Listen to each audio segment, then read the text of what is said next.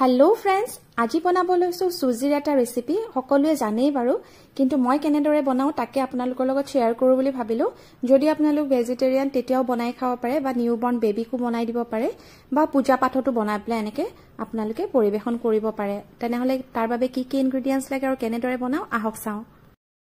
আমাক লাগিব সুজি যিকোনো কোম্পানী সুজি আপোনালোকে লব পাৰে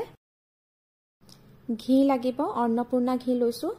আৰু লৈছো মই মিল্ক মেড আপোনালোকে গৰু গাখীৰটো বনাব পাৰে বা আমুল তাজাটো বনাব পাৰে কিন্তু মিল্ক মেডত এটা বেলেগ টেষ্ট হয় আৰু লাগিব আমাক ড্ৰাই ফ্ৰুটস আৰু মই চেনি লোৱা নাই যেহেতু মিল্ক মেডত বনাম হেকাৰণে ইয়াত চেনি নালাগে মিল্ক মেড এনেই মিঠা হয়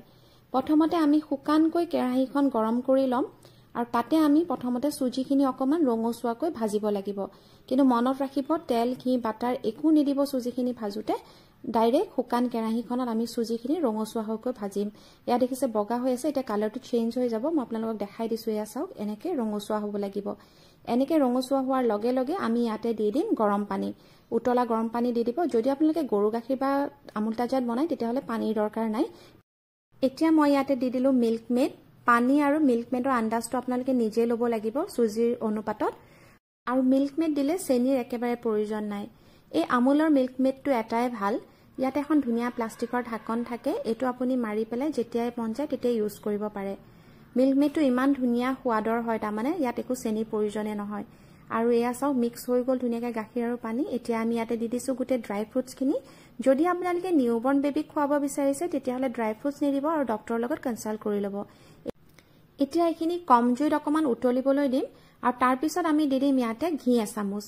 আসলতে আমি ঘি বা বাটাৰ এইবিলাক পুৰি পেলাই বা জ্বলাই পেলাই খাব নালাগে হেকাৰণে মই ভাজুতে দিয়া নাই যেতিয়া হৈ গল তাৰ পিছত দি দিছো আৰু খাবলৈ তেতিয়া বহুত টেষ্ট আৰু গোন্ধটো খুব ধুনিয়া ওলাই এনেদৰে এইখিনি অকমান উতলাব আৰু যদি আপোনালোকে সৰু বাচ্চাক বা নিউবৰ্ন বেবিক খুৱাই এনেকে অকমান জুলিয়াকে খুৱাব তেতিয়া তাহাঁতি খাবলৈ সুবিধা পায় আৰু যদি তাতকে ডাঙৰ বাচ্চা বা ডাঙৰ মানুহে খায় তেনেহলে আৰু অকমান শুকুৱাই দিব ঠিক এনে ধৰণে এতিয়া আমাৰ সুজি ৰেডি হৈ গল এনেদৰে বনাই পেলাই গৰমে গৰমে পৰিবেশন কৰক আশা কৰিছো আপোনালোকে মোৰ ভিডিওটো চাই ভাল পাইছে বুলি যদি ভাল পাইছে তেনেহলে লাইক আৰু কমেন্ট কৰিব আৰু মোক জনাব কেনে পালে ধন্যবাদ এনেদৰে আমি খাই পেলাই খুবেই ভাল পাওঁ আশা কৰিছো আপোনালোকেও ভাল পাব টিকলা খুদি চাও আহক কেনে পালে জানমানো হাউ ইজ দা টেষ্ট মজা হৈছে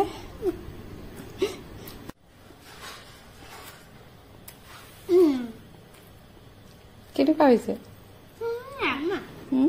ধুনিয়া টেষ্ট কেনেকে হয় মই শিকাই দিম দেই তোমাক ঠিক আছে খোৱা ধুনুকে খোৱাচোন আগতে